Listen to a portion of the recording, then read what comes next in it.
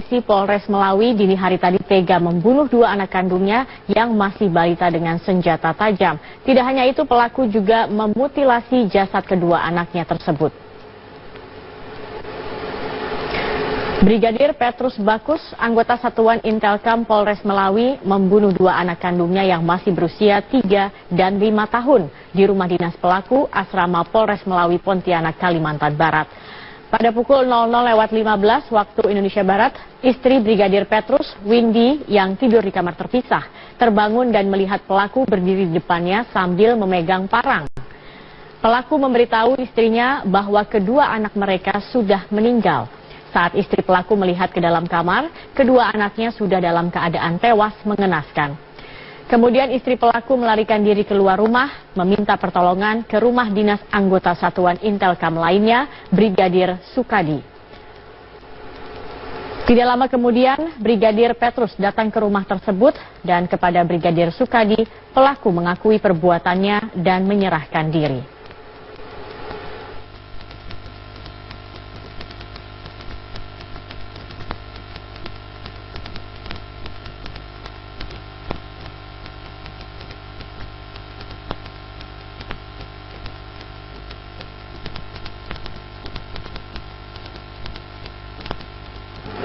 Dan perkembangan kasus polisi bunuh anak kandung, kami langsung bergabung melalui sambungan telepon bersama Kabid Humas Polda Kalimantan Barat, ada AKBP Arianto. Selamat sore Pak Arianto.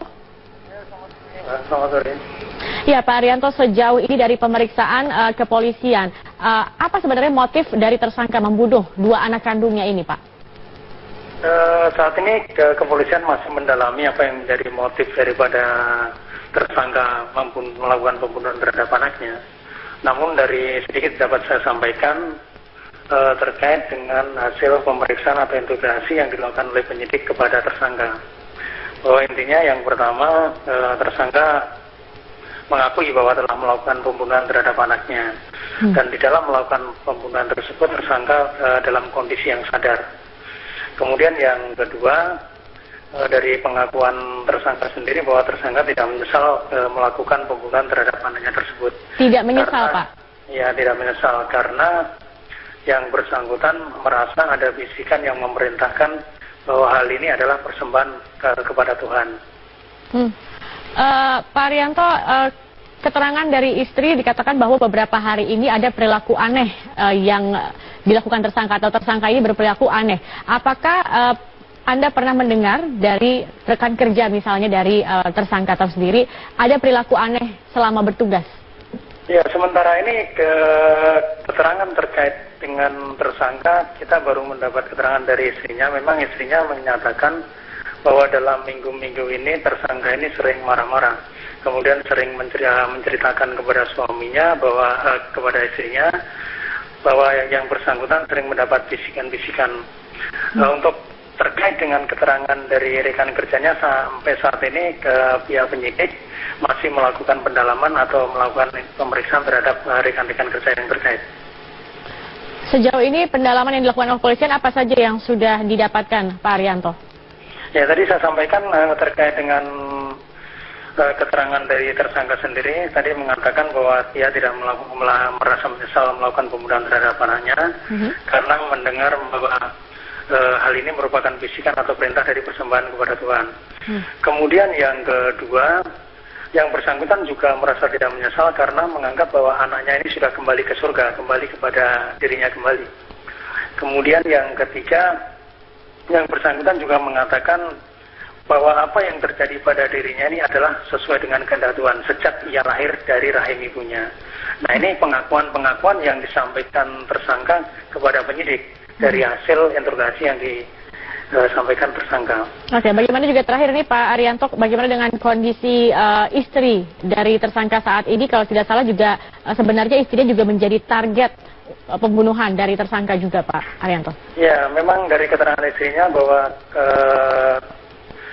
tersangka memang sempat akan melakukan pembunuhan kepada istrinya, namun istrinya dengan berargumentasi untuk meminta air minum. Dan pada saat suaminya mengambil air minum, istrinya sempat dapat melarikan diri ke rumah tetangga.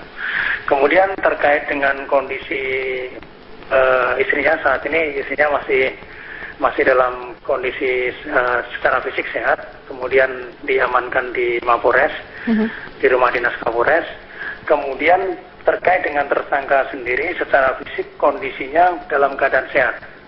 Namun dari kondisi cara bicaranya yang bersangkutan atau tersangka kelihatan meracau atau tidak mengenal dirinya sendiri. Artinya akan ada pemeriksaan secara kejiwaan juga, Pak Arianto? Ya, saat ini juga Polda Kalimantan Barat melalui Biro SDM dalam artian psikologi juga akan melakukan proses pemeriksaan psikologi terhadap yang bersangkutan. Baik, kami akan tunggu bagaimana perkembangan dari kasus ini. Terima kasih AKBP Arianto, Kabid Humas Polda Kalimantan Barat atas informasinya. Dan pemirsa, Kapolri Jenderal PR diperiksa Komisi Pemberantasan Korupsi dalam kasus pengadaan proyek infrastruktur oleh Kementerian Pekerjaan Umum dan Perumahan Rakyat. Pemeriksaan mereka dilakukan seiring pengajuan Justice Collaborator oleh Damayanti. Bang Batan, Bang Batan, awas timur got, Bang Batan, awas timur got, Bang Batan, ayo lari bang, komentar bang, gimana bang, duitnya dikemanain bang, terima suap juga ya bang, terima suap juga. Arus lalu lintas di kawasan Rasuna Said Kuningan sontak padat setelah salah satu anggota Komisi 5 DPR, Fatan, asal fraksi PKB ini lari dari kejaran wartawan. Entah apa alasan Fatan menghindar dari wartawan usai diperiksa oleh KPK dalam kasus pengadaan infrastruktur di Maluku dan Maluku Utara. Fatan adalah salah satu saksi dari 3 anggota Komisi 5 DPR yang diperiksa pada Kamis kemarin. Dalam 2 pekan terakhir, lembaga anti rasuah ini memang giat menyelesaikan proses penyidikan kasus yang telah menjerat bekas politikus PDI Perjuangan Damayanti Wisnu Putranti. Belakangan diketahui, KPK telah menetapkan 1 tersangka dalam kasus ini. Namun KPK enggan mengumumkan secara resmi siapa tersangka yang dimaksud. Mestinya ada tersangka baru, tapi yang mau ditersangkakan sakit, ya udah kita tunggu. Ya.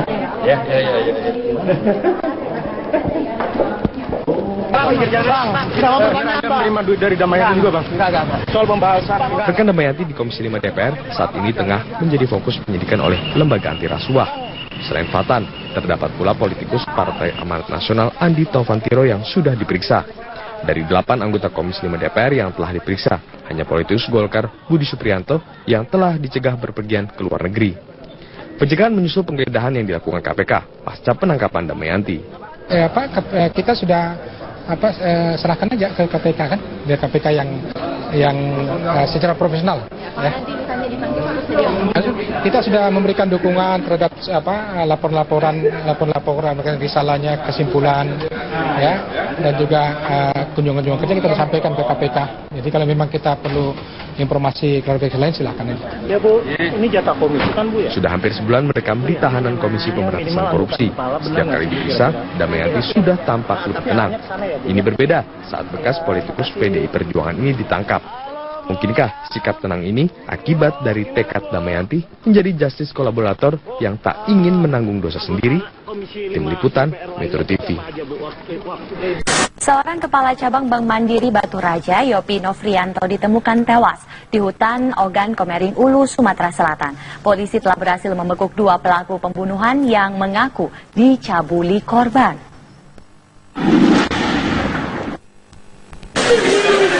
Muhsinin, istri Yopi Nofrianto, menangis terseduh saat memastikan jasad suaminya di ruang jenazah Rumah Sakit Umum Palembang.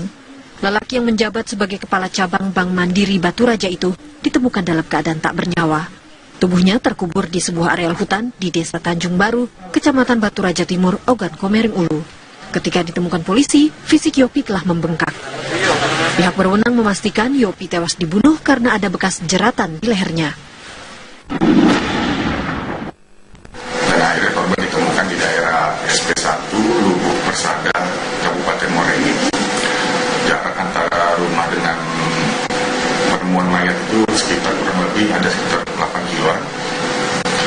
Korban itu dikubur dalam sekitar kedalaman setengah meter. Posisinya gimana dan? Untuk posisi sedang terlentang. Penemuan jasad Yopi bermula dari laporan keluarga ke polisi kemarin. Istri korban tak bisa menghubungi suaminya sejak hari Minggu lalu.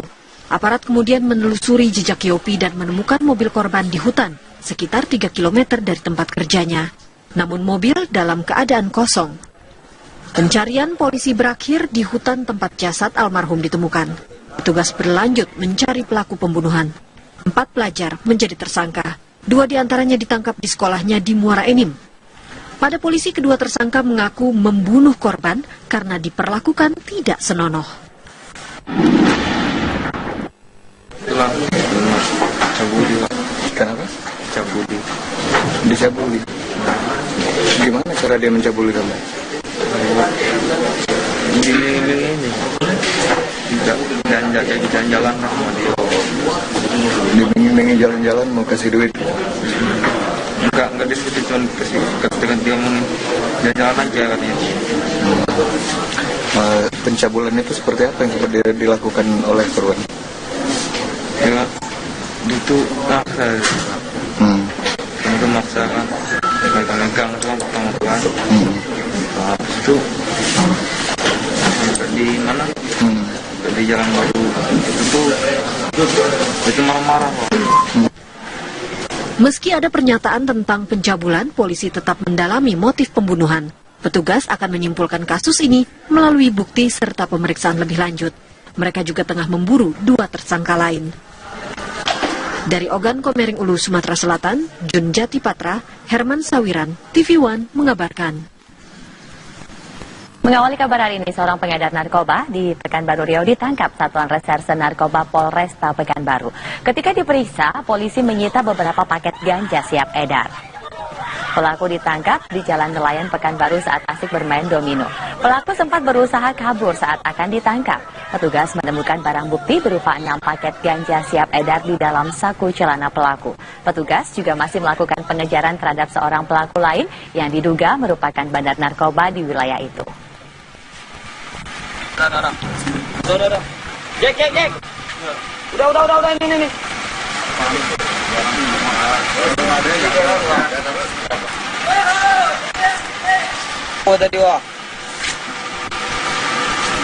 Hari ini Pemprov DKI kembali merelokasi warga Kalijodo, Kecamatan Tambora, Jakarta Barat. Mereka akan menempati Rusun Marunda, Jakarta Utara dan juga Rusun Pulau Gebang, Jakarta Timur.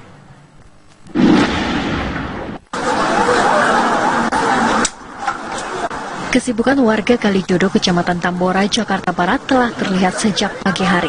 4 truk milik polisi disiagakan untuk mengangkut seluruh barang-barang warga yang akan direlokasi ke Rusunawa. Sementara itu, Gubernur DKI Jakarta Basuki Cahayapurnama menyatakan akan tetap memberikan surat peringatan kedua atau SP2 kepada warga Kalijodo Kamis besok. Menurut Ahok, masih banyak warga Kalijodo yang belum membongkar sendiri bangunannya. Oh, tetap kasih, kan peraturannya masih SP2, karena masih ada beberapa yang nggak mau bongkar kan. Dia tetap kasih SP2, nanti SP3. Nah, kalau saya lihat mereka pada bongkar sendiri kok. Kalau kami yang bongkar kan rusak itu barang-barang. Kalau kamu buka atap, masih ambil kosen, jendela, kan pintu masih lumayan. Kalau yang lain kami bongkar. Ya. Saat ini dari total 130 kepala keluarga warga Kalijodo yang berada di Kecamatan Tambora, sebagian besar telah berhasil direlokasi ke Rusun Pulau Gebang, Jakarta Timur dan Rusun Marunda, Jakarta Utara. Dari Jakarta, tim TV One mengabarkan. Sementara itu, pemanggilan terhadap tersangka kasus perdagangan wanita Abdul Aziz alias Daeng Aziz akhirnya hanya diwakili kuasa hukumnya di Polda Metro Jaya siang tadi. Daeng Aziz dipastikan baru akan menghadiri pemeriksaan pada hari Jumat mendatang.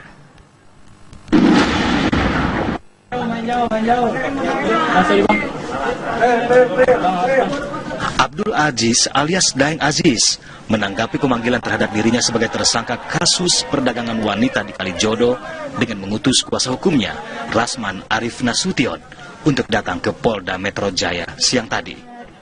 Kedatangan Rasman ini untuk berkoordinasi dengan pihak penyidik yang melayangkan surat pemanggilan terhadap kliennya.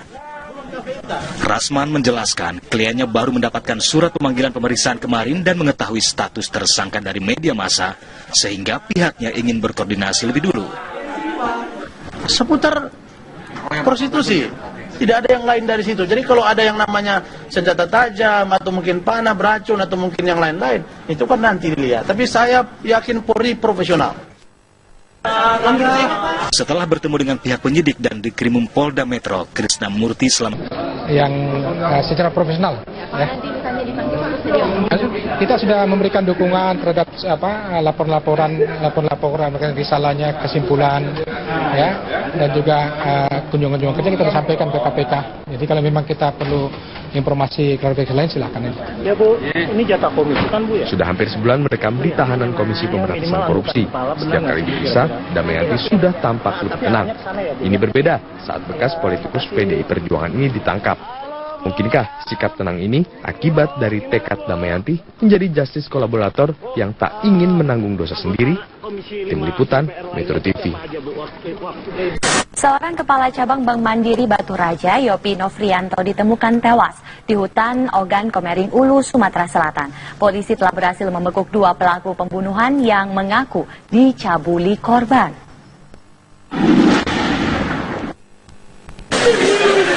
Muhsinin, istri Yopi Nofrianto, menangis terseduh saat memastikan jasad suaminya di ruang jenazah Rumah Sakit Umum Palembang. Lelaki yang menjabat sebagai kepala cabang Bank Mandiri Batu Raja itu ditemukan dalam keadaan tak bernyawa. Tubuhnya terkubur di sebuah areal hutan di Desa Tanjung Baru, Kecamatan Batu Raja Timur, Ogan Komering Ulu. Ketika ditemukan polisi, fisik Yopi telah membengkak. Pihak berwenang memastikan Yopi tewas dibunuh karena ada bekas jeratan di lehernya. Akhirnya korban ditemukan di daerah SP1 Lubuk Persada, Kabupaten Morenin. Jarak antara rumah dengan penemuan mayat itu sekitar kurang lebih ada sekitar 8 kiloan. Korban itu dikubur dalam sekitar kedalaman setengah meter. Posisinya gimana Dan? Untuk posisi sedang terlentang. Penemuan jasad Yopi bermula dari laporan keluarga ke polisi kemarin. Istri korban tak bisa menghubungi suaminya sejak hari Minggu lalu. Aparat kemudian menelusuri jejak Yopi dan menemukan mobil korban di hutan, sekitar 3 km dari tempat kerjanya. Namun mobil dalam keadaan kosong. Pencarian polisi berakhir di hutan tempat jasad almarhum ditemukan. Petugas berlanjut mencari pelaku pembunuhan. 4 pelajar menjadi tersangka. 2 diantaranya ditangkap di sekolahnya di Muara Enim. Pada polisi, kedua tersangka mengaku membunuh korban karena diperlakukan tidak senonoh.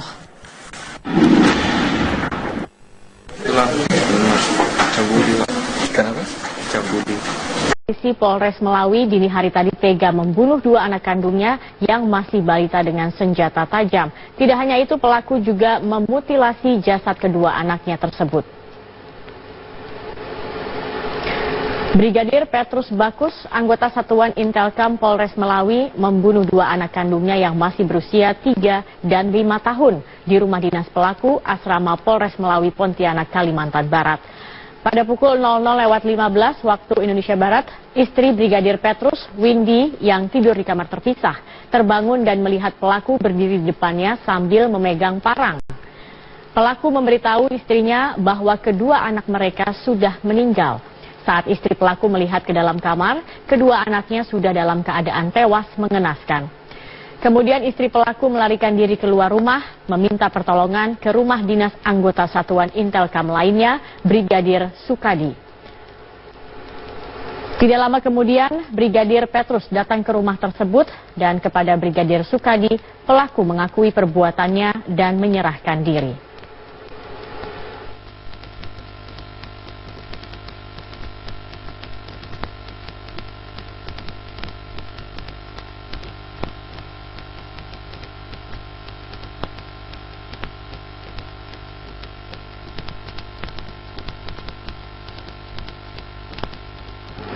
Dan perkembangan kasus polisi bunuh anak kandung, kami langsung bergabung melalui sambungan telepon bersama Kabid Humas Polda Kalimantan Barat, ada AKBP Arianto. Selamat sore Pak Arianto. Selamat sore. Ya Pak Arianto, sejauh ini dari pemeriksaan kepolisian, apa sebenarnya motif dari tersangka membunuh 2 anak kandungnya ini Pak? Saat ini kepolisian masih mendalami apa yang menjadi motif daripada tersangka melakukan pembunuhan terhadap anaknya. Namun dari sedikit dapat saya sampaikan terkait dengan hasil pemeriksaan atau interogasi yang dilakukan oleh penyidik kepada tersangka. Bahwa intinya yang pertama, tersangka mengakui bahwa telah melakukan pembunuhan terhadap anaknya. Dan di dalam melakukan pembunuhan tersebut tersangka dalam kondisi yang sadar. Kemudian yang kedua, dari pengakuan tersangka sendiri bahwa tersangka tidak menyesal melakukan pembunuhan terhadap anaknya tersebut. Tidak menyesal, Pak? Ya, tidak menyesal karena yang bersangkutan merasa ada bisikan yang memberi secara fisik kondisinya dalam keadaan sehat. Namun dari kondisi cara bicaranya yang bersangkutan atau tersangka kelihatan meracau atau tidak mengenal dirinya sendiri. Artinya akan ada pemeriksaan secara kejiwaan juga, Pak Arianto?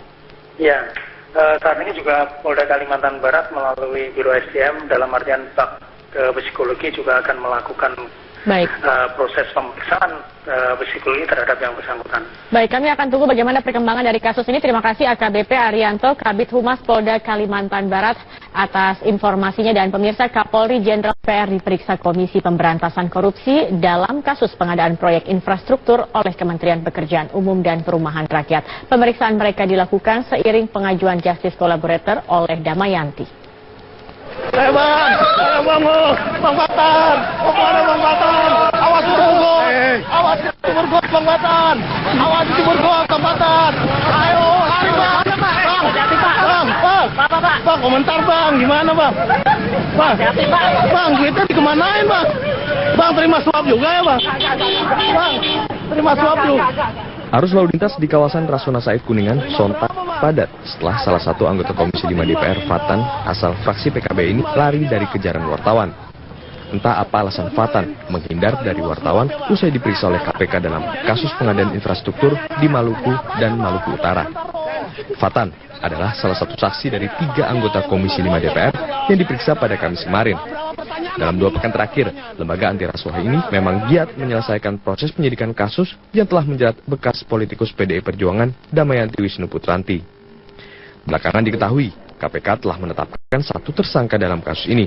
Namun KPK enggan mengumumkan secara resmi siapa tersangka yang dimaksud. Mestinya ada tersangka baru, tapi yang mau ditersangkakan sakit, ya udah kita tunggu. Ya.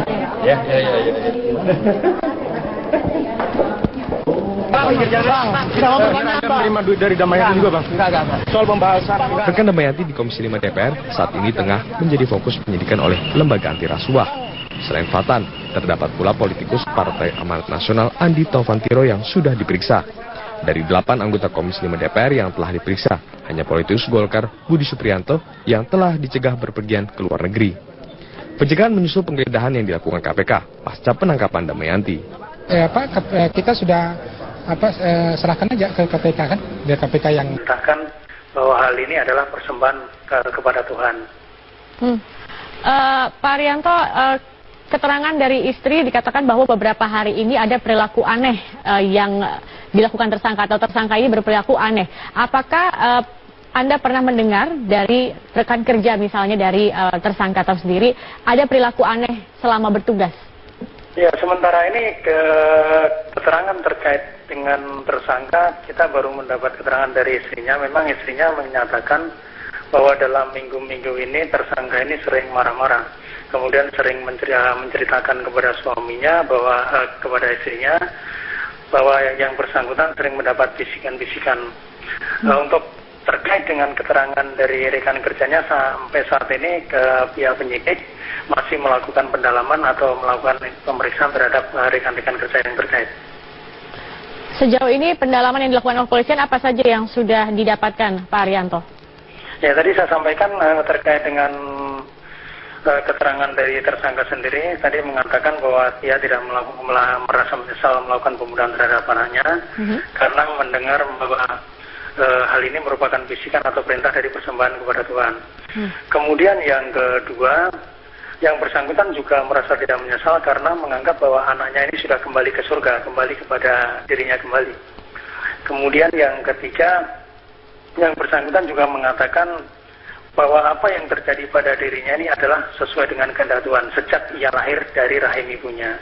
Nah, ini pengakuan-pengakuan yang disampaikan tersangka kepada penyidik dari hasil interogasi yang disampaikan tersangka. Oke, bagaimana juga terakhir nih Pak Arianto, bagaimana dengan kondisi istri dari tersangka saat ini? Kalau tidak salah juga sebenarnya istrinya juga menjadi target pembunuhan dari tersangka juga, Pak Arianto? Ya, memang dari keterangan istrinya bahwa tersangka memang sempat akan melakukan pembunuhan kepada istrinya, namun istrinya dengan berargumentasi untuk meminta air minum, dan pada saat suaminya mengambil air minum, istrinya sempat dapat melarikan diri ke rumah tetangga. Kemudian terkait dengan kondisi istrinya saat ini, istrinya masih dalam kondisi secara fisik sehat, kemudian diamankan di Mapores, di rumah dinas Kapolres. Kemudian terkait dengan tersangka sendiri, dicabuli. Gimana cara dia mencabuli kamu? Ini jalan-jalan sama dia. Diiming-imingi jalan-jalan mau kasih duit. Enggak diskusi, cuma dengan dia mau jalan-jalan aja katanya. Pencabulan itu seperti apa yang seperti dilakukan oleh korban? Ya, itu maksa. Itu maksa kan, megang itu kan pelan-pelan. Habis itu di mana?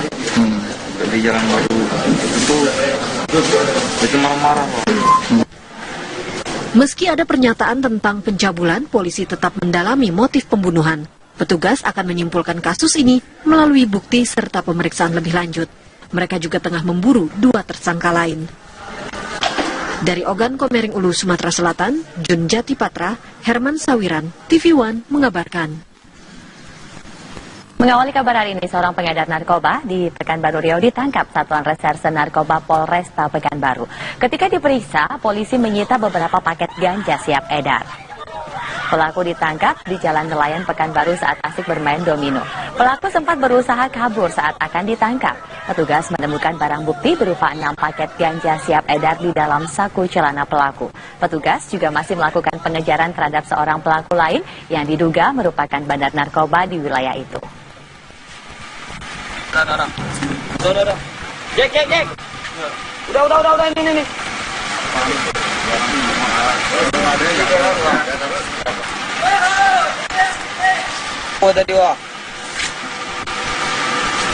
Hari ini Pemprov DKI kembali merelokasi warga Kalijodo, Kecamatan Tambora, Jakarta Barat. Mereka akan menempati Rusun Marunda, Jakarta Utara dan juga Rusun Pulau Gebang, Jakarta Timur.